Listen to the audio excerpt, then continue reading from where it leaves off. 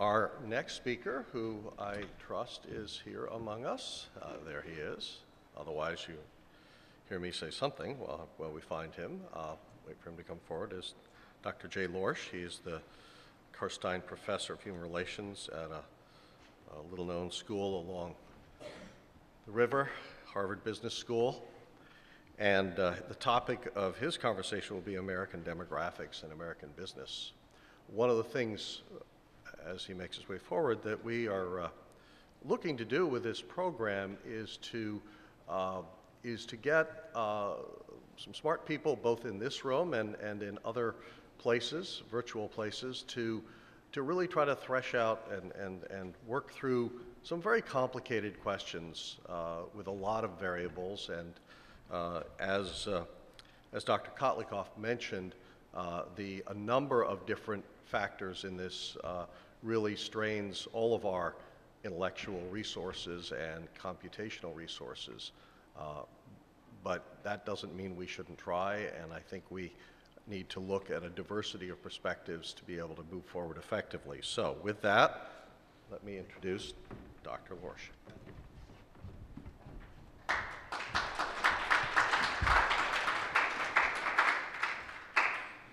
Good morning, everybody. I want to start out with an admission.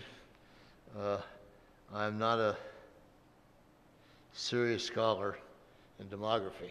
In fact, until I wrote an article with David Bloom, who I guess is our lunchtime speaker, a few months ago, I'd have to say all I knew about demography is what I read in the newspapers.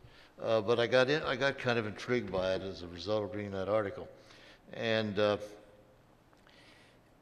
it's my, well, I was just going to say, if it's any consolation, I think I do know a fair amount about business, and that's what I want to talk mainly about this morning. As I was thinking about what I might say to you today, I came to the conclusion myself that business leaders do pay a lot of attention to demographers.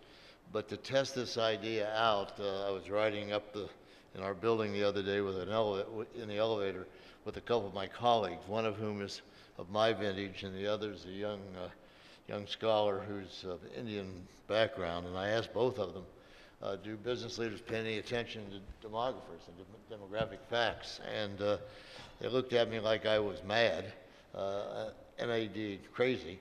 And I realized immediately that I was right, that business leaders, in their opinion, and in my opinion as well, spend a lot of time thinking about demography, although I don't think quite often they don't know that that's what they're doing, okay? And that may be your problem or maybe their lack of education, but I think they understand and pay attention to certain demographic facts. So let me explain, let me give you one example of what I'm thinking about.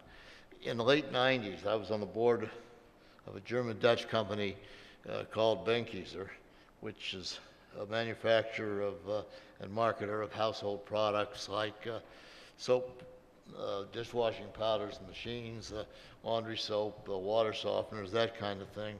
The company had been growing aggressively, very aggressively in Europe.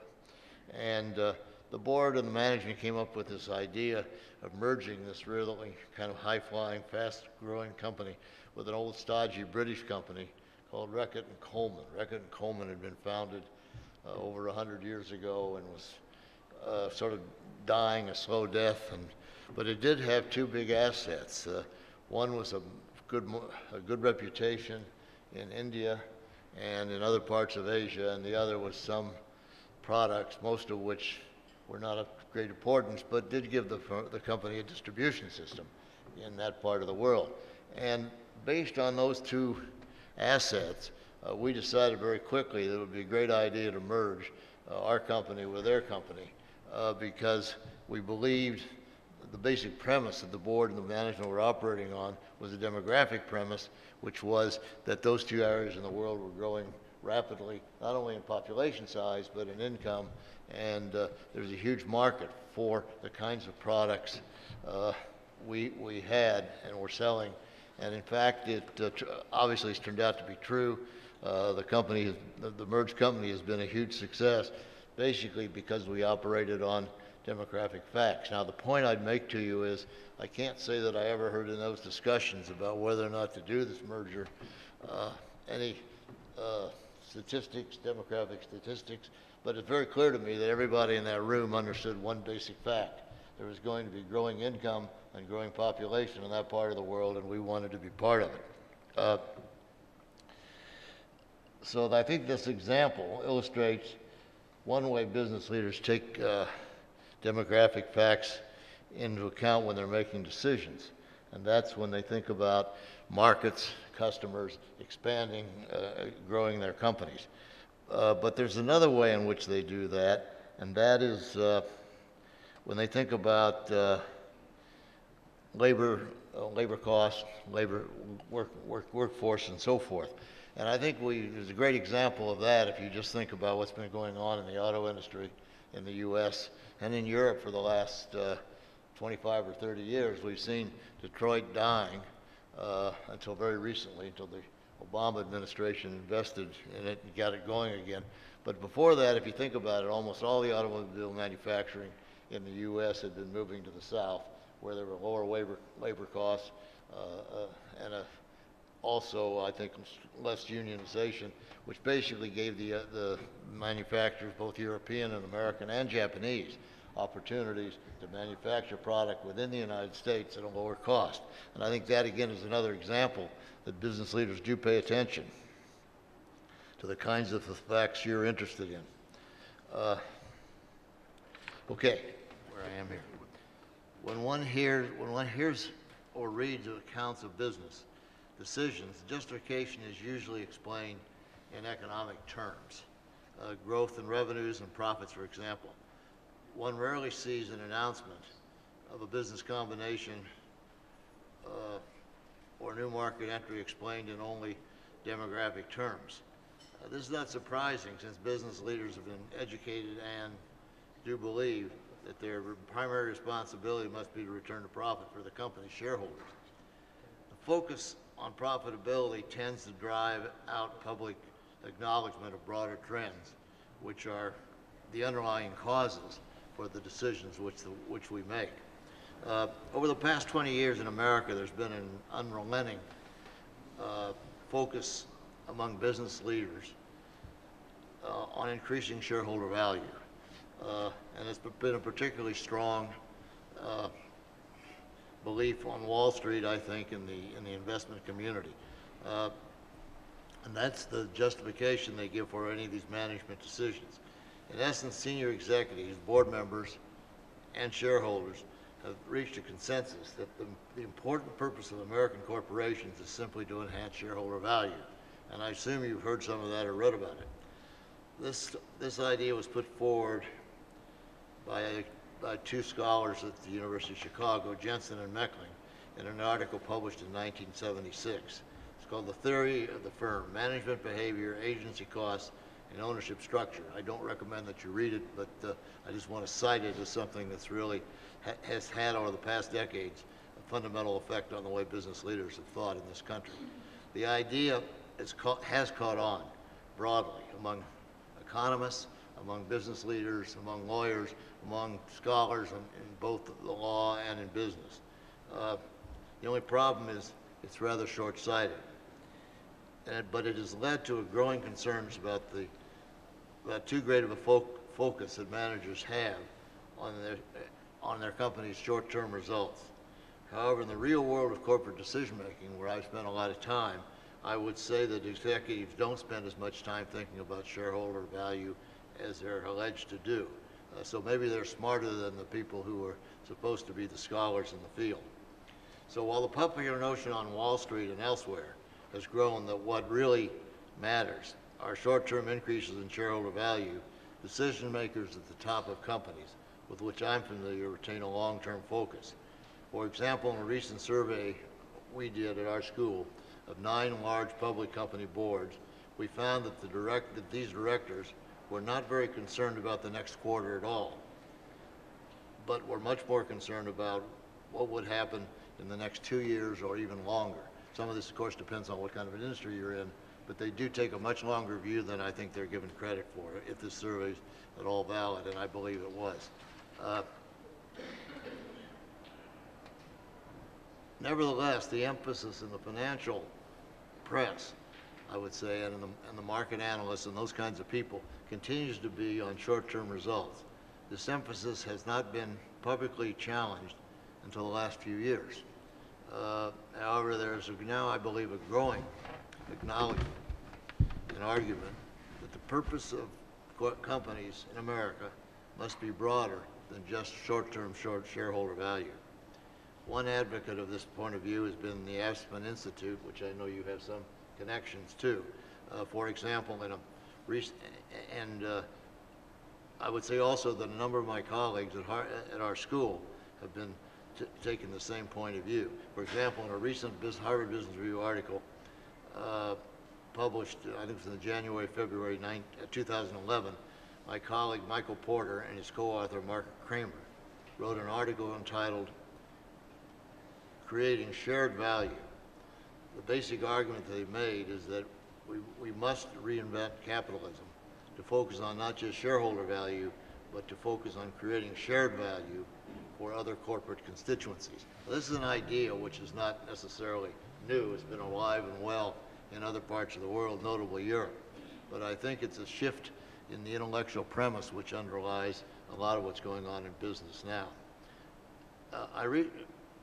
I recently conducted with a couple of my colleagues at the school a seminar for 25 CEOs of major companies around the world, although most of them were from the U.S.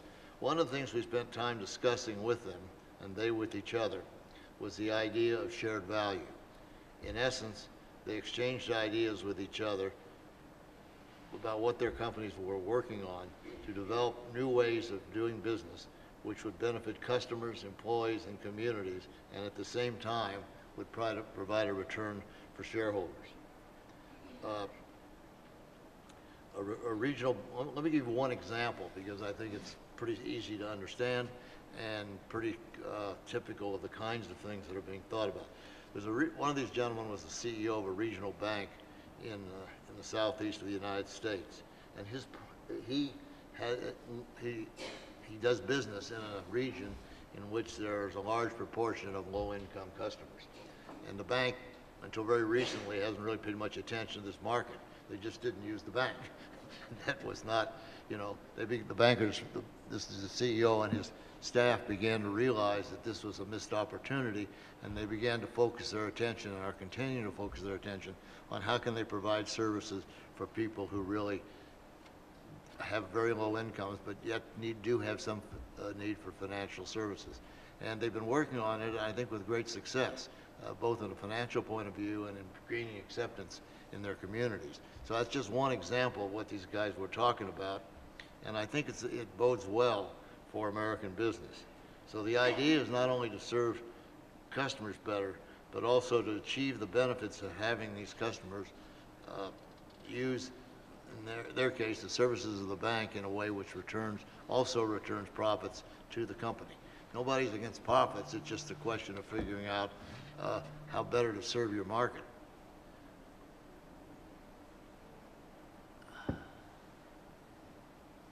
But I think what's going on, it seems to me that the initiatives which are being considered by these nonprofit and government institutions are not commensurate. Wait a minute, I think I skipped something here. Forgive me.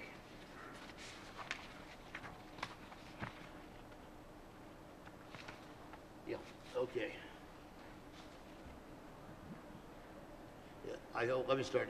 In fact, the rationale of the shared value idea is that one can gain economic returns if one thinks out of the box about the unique needs of a particular demographic set of customers. In the example I've used, the focus will be on understanding how to better serve the lower income set of customers in small towns in the southern United States. However, conceptually, this is really no different from thinking about how to serve wealthy customers on the east side of Manhattan. You basically need to understand what your demographic, what the population looks like and what their needs are, and then to think out of the box about how you may serve them. While the idea of shared value seems to be a powerful one, especially in aligning company products and services with the needs of customers, the matter which is left open is what customer characteristics are to be addressed. It's not clear to me, for example, that companies are as adept as they could or should be in addressing changing population needs, especially within the United States. While it's great to see consortia of companies, and I've read about some of this and seen examples of it, and consortia of individuals interested in the development of clean water, for example, in rural India, I also have to wonder why there has not been more focus on changing demographics closer to home. Our previous speaker talked a little bit about the aging population, and if you look at me, you'll know I'm part of it, so I'm interested in it. But I think if you think about the growth of this aging population within the U.S., while there certainly has been attention both by the federal government and private institutions and the health care of the elderly for this segment of the U.S. population, there doesn't seem to me to be much thinking about what to do about taking care of the healthy citizens and the opportunities which this may create for the private sector, or both profit and nonprofit. And I'm currently involved in trying to create one of these so-called villages. There's a couple of them in the Washington area also, which are intended to allow older people to stay in their homes and provide services for them. Well, one of the things I know about that is the movement, which has now got sort of a little bit of a national impetus, really isn't doing very well. And the thing that interests me is there's no thinking on the part of either private companies who are who are quick to create assisted living facilities and things like that, to think about what's the opportunity for providing different kinds of housing for healthy older people. So I take that as an example that we do have opportunities to think about different demographic shifts in the United States in the business community as well as the nonprofits, but I don't think we're doing a very good job of it at the moment. Why this is so is not entirely clear to me. Perhaps it's the fascination, and what I want to say first, though, is I think it's interesting if you contrast what's going on in trying to think about how to deal with the problems of the elderly, for example, with our concern, with the public concerns and corporate concerns about the environment and the damage which is being done to the environment. You have to ask yourself, why is there so much focus, particularly in the business community, on this topic and so little on the elderly? Well, I think I asked myself that question. I think one reason may be that perhaps it's more interesting and more challenging to think about how to save the world for your children than it is to think about how to build certain kinds of housing for people who are likely to die soon anyway. So that may be a little bit macabre way to think about it, but I think it's very clear that those of you who are concerned about doing more for the elderly are fighting a tough, I guess I call it a tough lobby. There's a lot of pressure out there coming from various sources, both in the government and outside the government, to do something about the environment, which is clearly a problem. But if you want to get business leaders involved using this concept of shared value to think about how they can do more for the elderly and make some money off of it, I think you've got a long way to go in terms of persuading them. I suspect there are opportunities there, but nobody seems to be very focused on it. A question which does occur to me, since this is a growing part of the U.S. population, is why there's not more attention to this, and I think I've cited the reasons I believe that. In the interest of helping you understand business leaders, though, I would suggest that one reason that they haven't found a way to serve the needs of the elderly and produce an economic return is they also have they are under pressure, not just from the environmental interests, but also they obviously have to make a profit. And so in the end of the day, they get focused on those things which seem to provide the greatest opportunity for them. So I think even if you believe in this idea of shared value and that it's going to be increasingly important to the way managers think about taking the direction of their companies. One has to recognize that there's only so many places that they can focus their attention. Even though I think that this concept of shared values is redefining the way executives and board members think about corporate purpose, it also complicates their decision-making, since the single criteria of profitability must be considered along with these other factors that I've just been talking about. It would seem to me at this moment in the U.S., senior managers who are already thinking about shared value are focused, as I've said, more on the environment and how to protect it than some of the other possible issues they could be focused on. But making these kinds of decisions is not easy, and I think that's the justification which can be used for why these executives get paid the big bucks. And I want to be clear, I'm not justifying that they get that much money. I don't.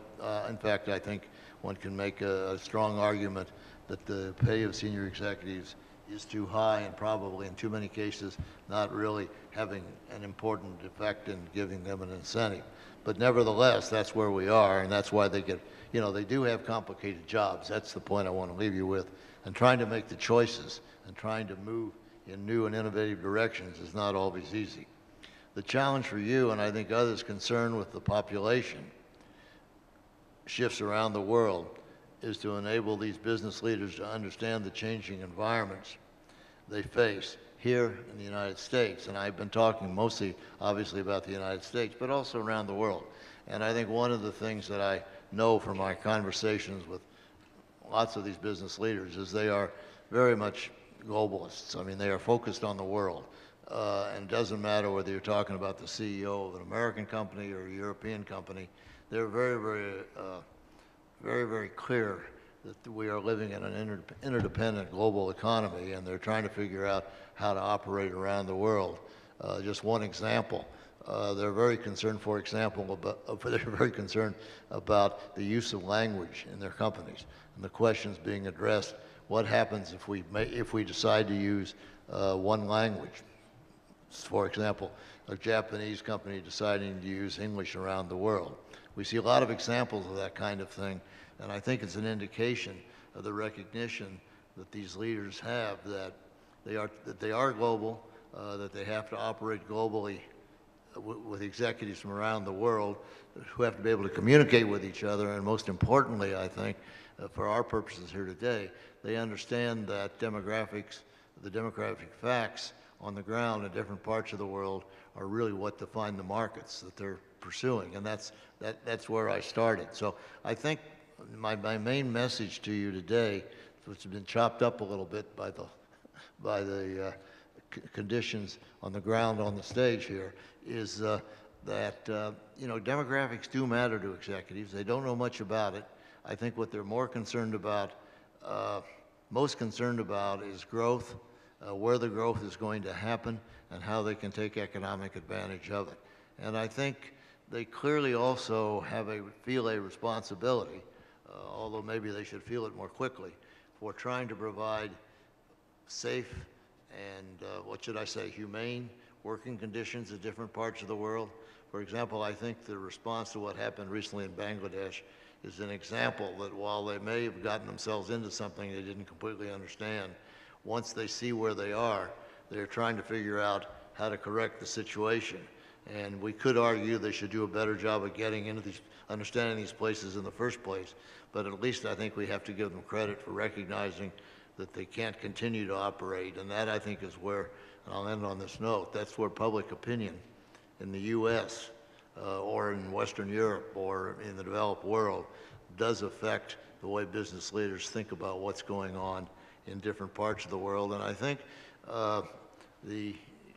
one final thought, I think we're also coming to the point where there's some very interesting trends going on in the United States in terms of manufacturing processes and technologies, which may turn the United States back into a manufacturing country to a greater extent than it has been.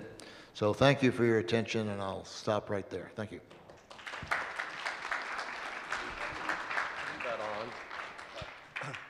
We'll go to some questions. Let me give Dr. Lorsch a moment to pour his water. I hope you don't mind if I take leave and toss a first question forward while folks are thinking of some. In terms of older people, however one defines that, to what extent do you think American business is rethinking their role, that is the role of older people as producers and not just as consumers?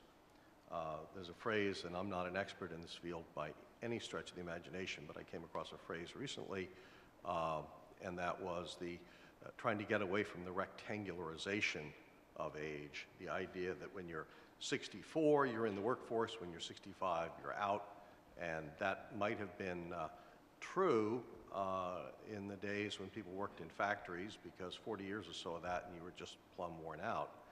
But today, older workers, one would think, could constitute a valuable resource, but the workplace needs to adapt itself to meet that.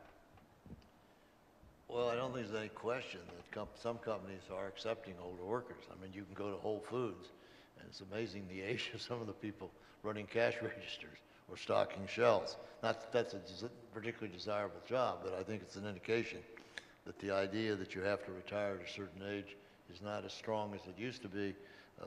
And I think, so I think companies are more willing to accept part-time workers. It also reduces their cost. Whether that's good for the economy overall is a broader question, because for every one of these people, older people that's working, you may have a younger person who's not. So I think the bigger problem we have as a society is to figure out how to create more employment so that we can reduce this, what's basically turned out to be structural unemployment at around whatever it is now, 7%. And can we ever get back? I think Harry Truman said it should be 4% or something like that. I mean, we are in a situation where we don't have enough work for the whole population. You and I are probably big, I don't mean to put you in this category, but you and I are probably big advocates of finding work for older people. I love the fact that universities have no retirement age for professors, so that makes it easy for me.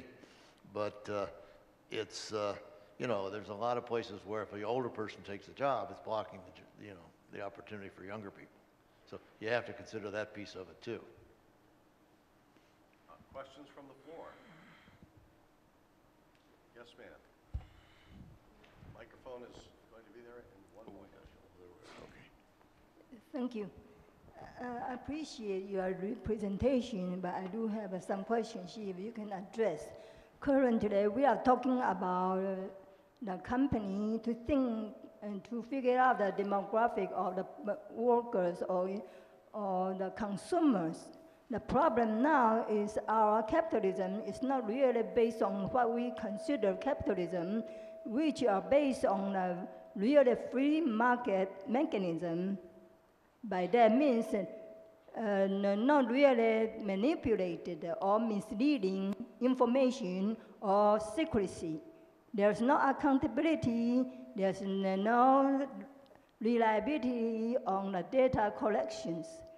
And now we have a very high unemployment and especially low-income workers. They don't really have income, and their tax rate probably very high. The CEO, they have subsidies.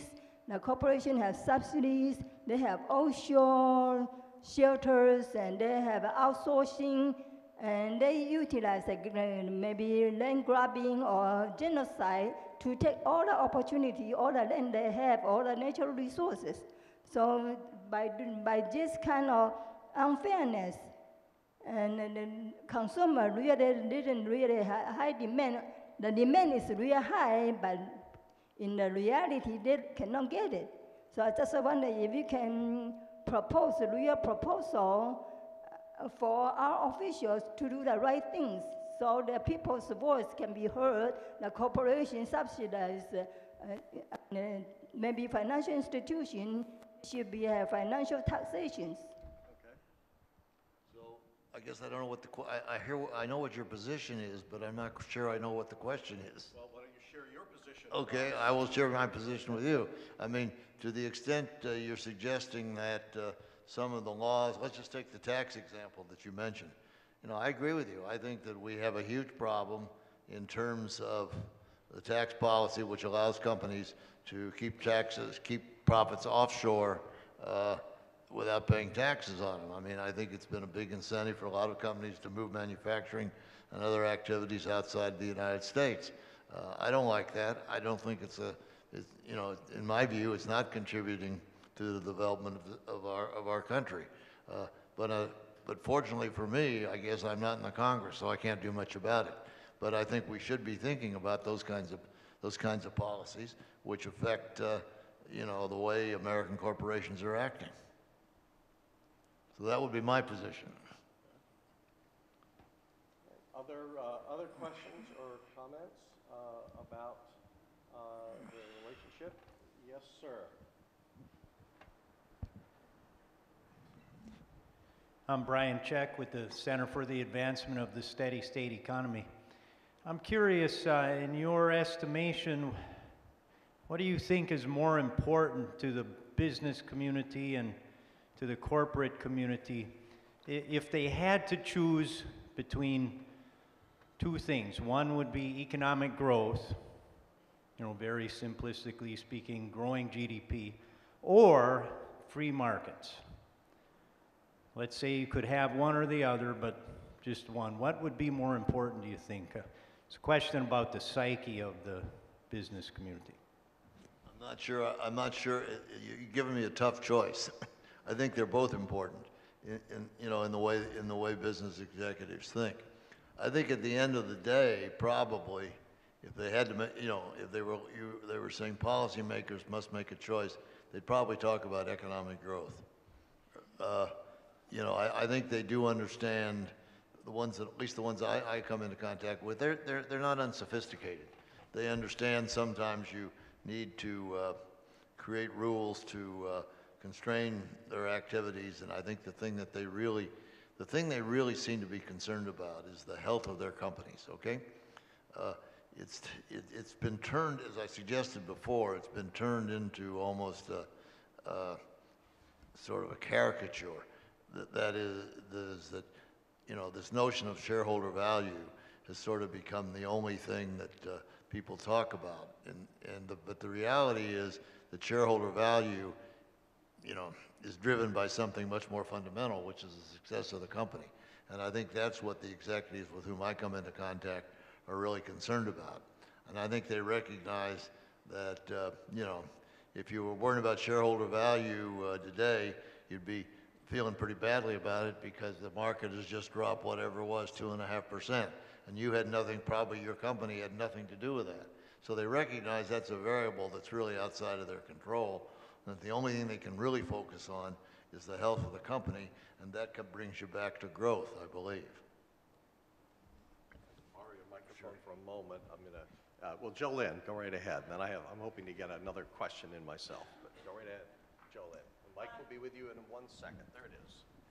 Thank you so much. I pursued a business career myself, and growth was always so central.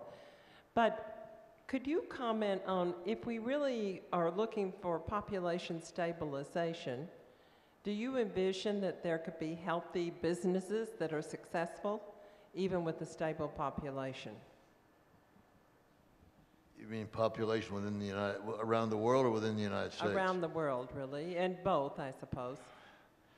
Well, I think, if you get a stable population, you're going to create competition within the business community for that market, okay? So I think in a way, it's going to create conditions which will lead to more intense competition in the long run. At the moment, you guys are talking about the stable populations, as I get it, 20, 30, 40, 50, 100 years out. So I'm not going to sit here and worry about it too much.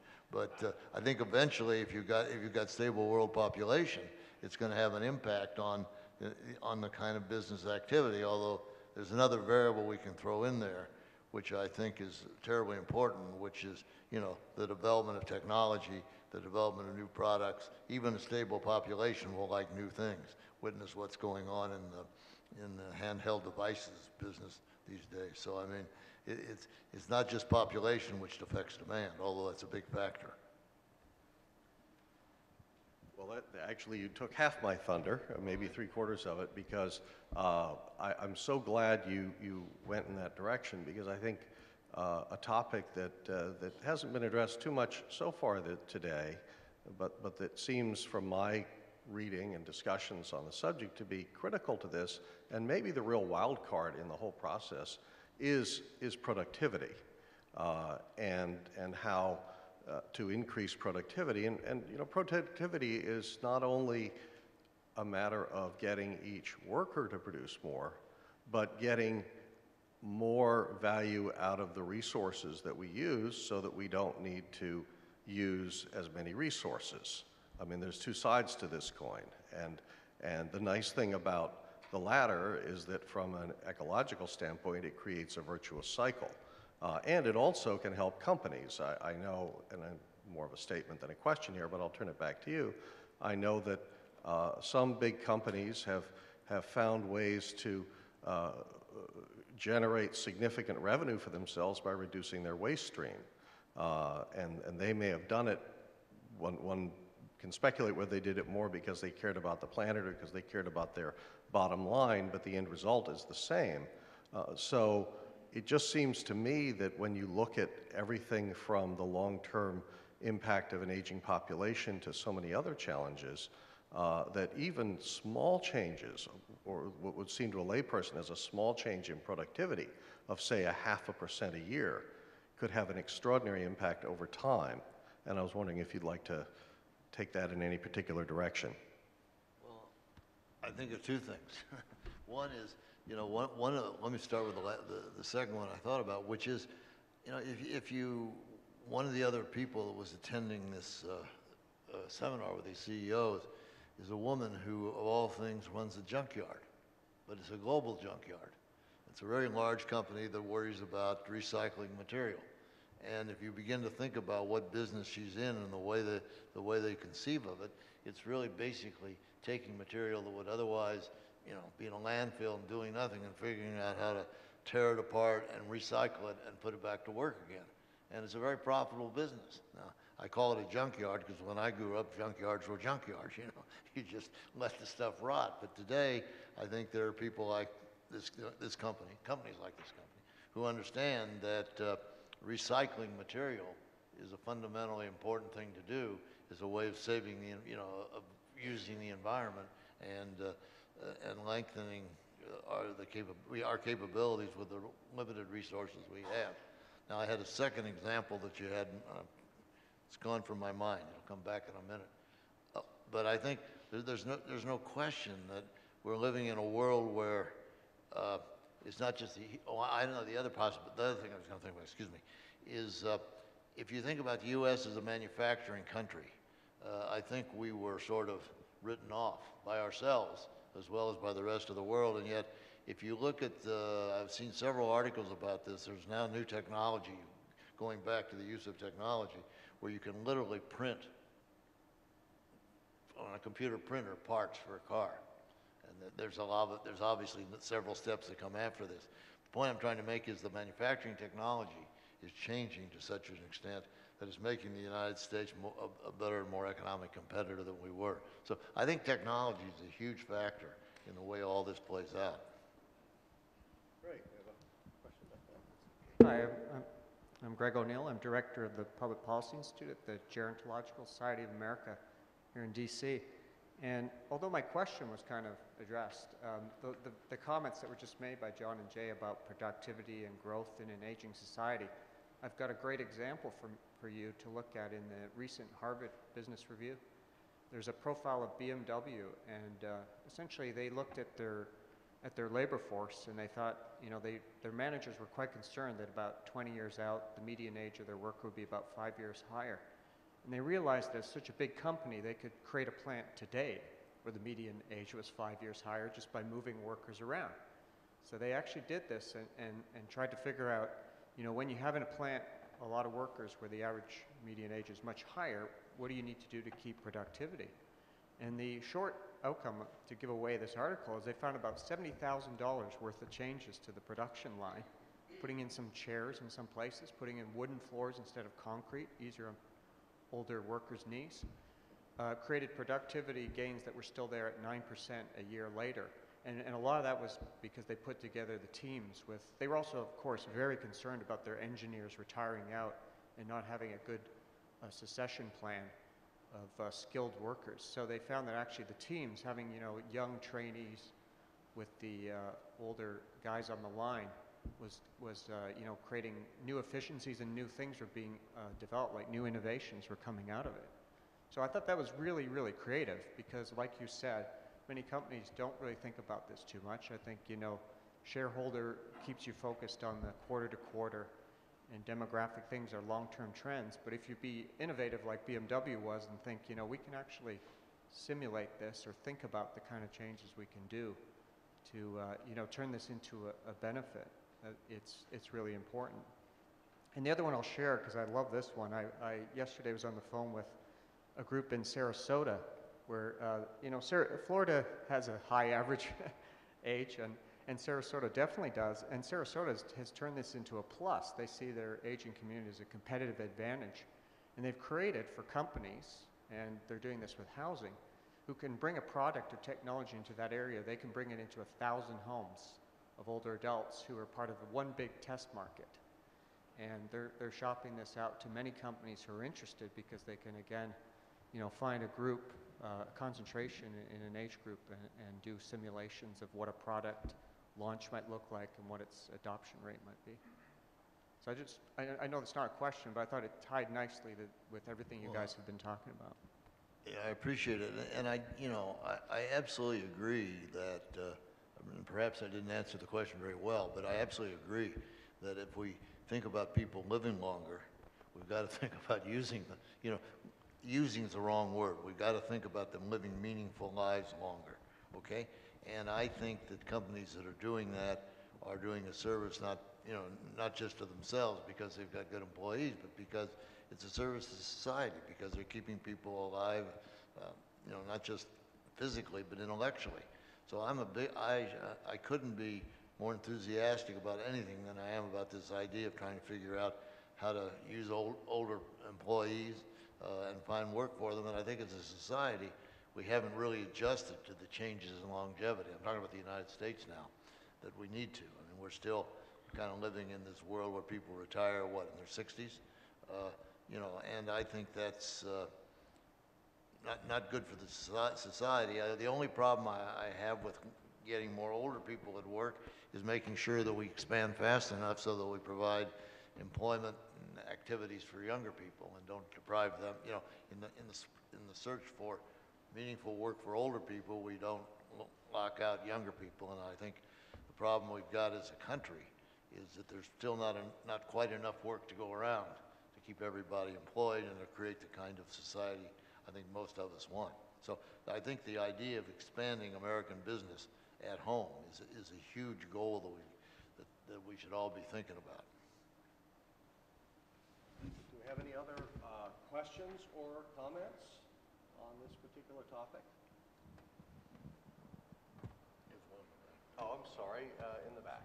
There we go. Hi, I'm Paul Weiner with Beyond Systems. I was wondering whether you thought it would be feasible for businesses to thrive where they're basically required to pay some of the external costs that they incur, whether it's due to consumption of lumber or fish or due to pollution, carbon, and so on. Is there a way they can still thrive, and is there also, how can that be done with American companies when maybe not every other country is imposing the same regimen if we were to try to get into a steady state or a sustainable consumption pattern?